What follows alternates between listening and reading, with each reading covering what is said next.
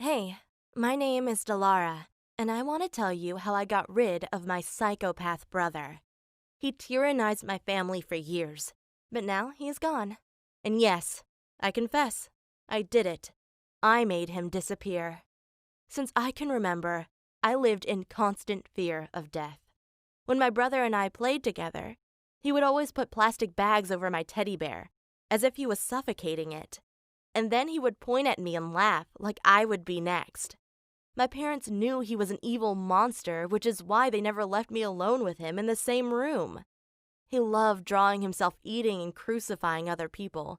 To make things worse, most of the time, I was the victim. So of course I was scared. I knew my brother wanted to turn his fantasies into reality, but luckily, I had my parents and my dog Tobias protecting me. My brother had tried several times to break into my room at night, but Tobias always slept next to me. He was a very big dog. Unfortunately, that didn't save him from my brother. One day, my brother ran after me, and I started screaming for help. Tobias immediately came to my rescue and jumped onto my brother, threw him down and snarled at him. But psychopaths like my brother are incapable of feeling fear. That's why he just grinned back at Tobias and said, "You will regret this badly." I knew it was my responsibility to protect Tobias from my brother, but I failed. My brother must have lured him outside and then Tobias was gone. I told my parents that my brother got rid of Tobias, but they didn't quite believe me. They said maybe Tobias just ran away. But the next day, when my parents and I came back from grocery shopping, my brother was in the kitchen cooking. He had never cooked before, and for some reason he was staring at me with his usual evil grin. Then he pulled out a big haunch and bit into it, while staring at me. The haunch was weirdly big. It took me a few seconds to realize that he was eating the leg of Tobias. In that moment, something switched inside me. I knew only one of us would survive. I was ready to die. I first told my parents what was going on. But when they took a closer look at the haunch, they said it wasn't Tobias.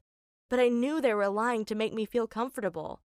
Because a few minutes later, my brother told me what he had done to Tobias, how he had cooked him, and that he tasted like high-quality beef.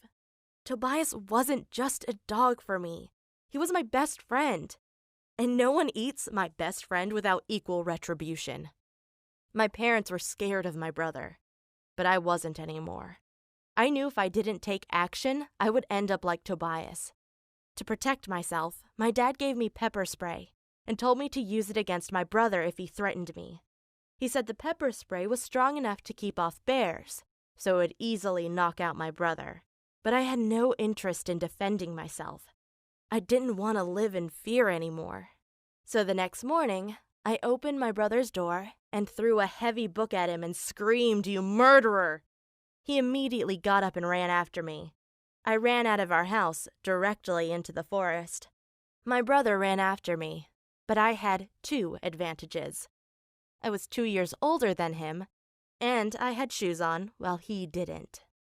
I was faster than him, but kept him close enough that he thought he could catch me.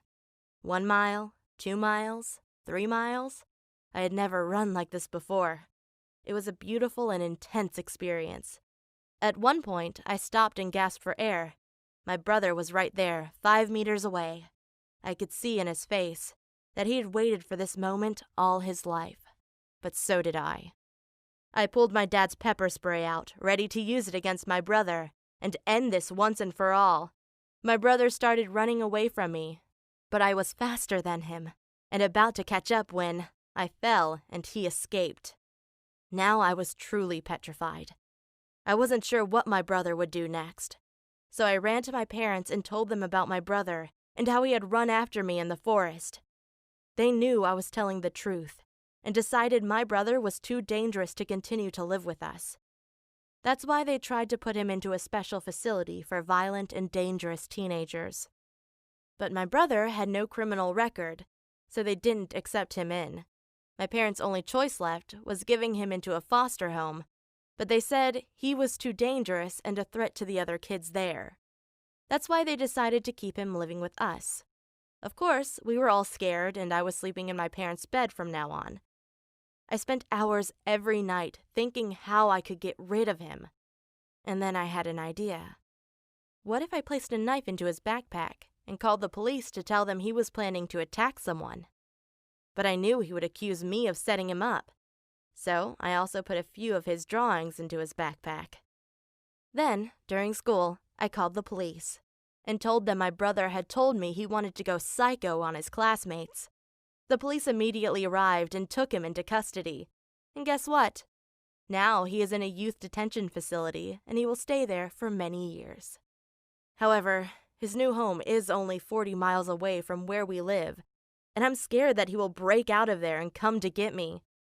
Because he has repeatedly sworn to take revenge on me. Because he knows that I had set him up. That's why I'm practicing sprinting and fighting every day. I always carry some weapon with me, just in case. My parents have also installed an alarm system to our house in case my brother tries to break in and get me. It's scary, but I know how to defend myself, and once I'm older, I'll just move far away, somewhere where my brother will never find me. And if he does find me, I'll be prepared. In fact, I sometimes hope he will break out and fight me. Then I could finally end this, once and for all.